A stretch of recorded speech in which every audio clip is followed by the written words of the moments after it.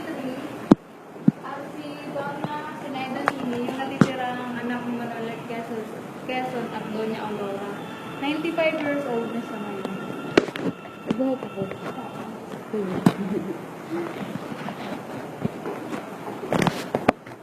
So yung mga part, design na siya sa typical na original location ng house. Pwede yung room ng private nurse, yung mga retention, makikita rin ng baul, o yung scooter tank, ginagamit na sa pag-travel, mga gamit na boots, ano pa. Tapos nakakaupo si Quezon ng 60 stick ng sigarilyo. Ang sigarilyo yun ay Chester Blue. Nasa tatlong kata din yung ulos niya.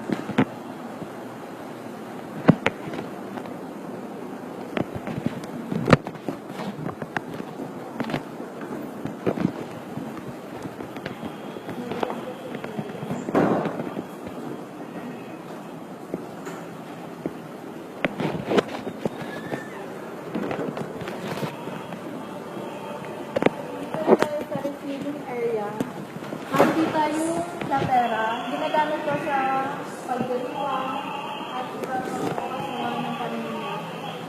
Tapos, ito yung TV screen. Nakikita yung old photos and old video nila.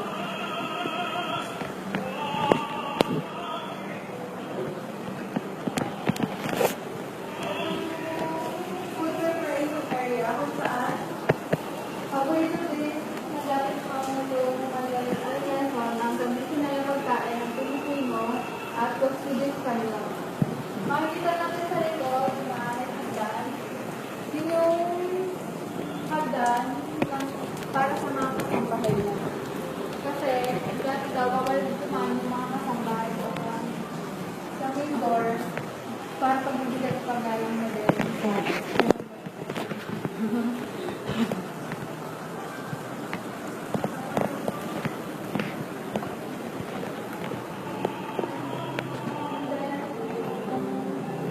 Indoor plant box, niregalo siya ni Miss Tapia kay nung kaarawan niya doon ang Aurora.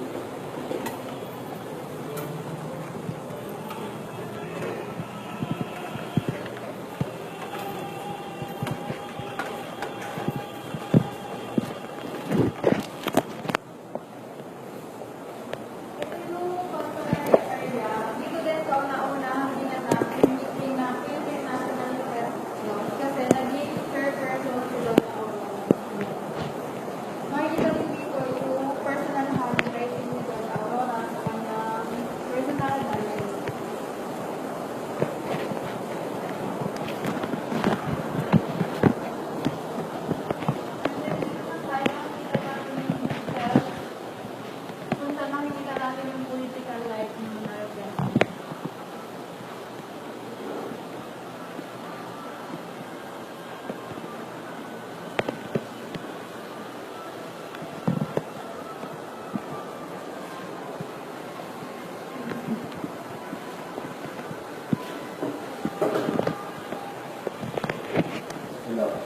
Dito naman, kung saan, dito na pinapatuloy yung mga bisita natin sa mundo. And then yung light statue na pinagawa ni Guillermo Tolentino. Dalawa yun lang yung ginawa na so pero sa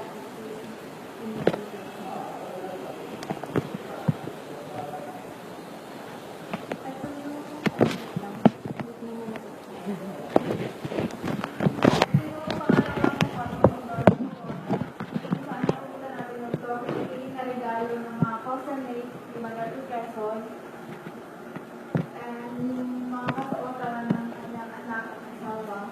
Sa dulo ng ito ng mga picture ng kanyang anak,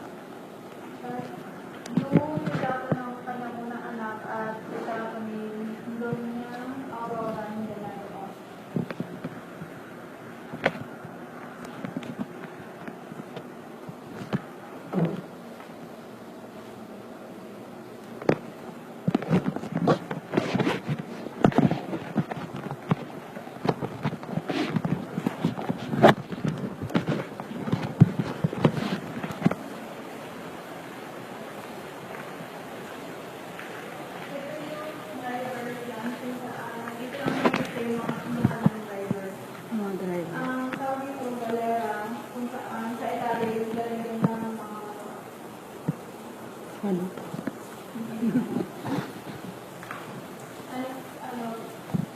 backsliding, the rest ng Arthur, naging BFF na ako. Weird.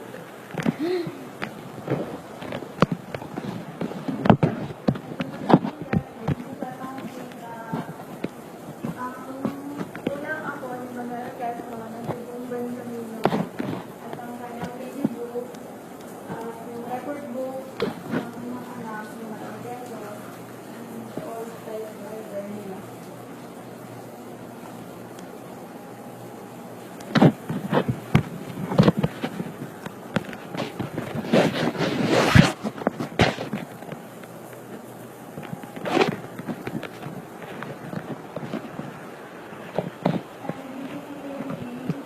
Nag-aaral si mga requesto unang sa Veteran.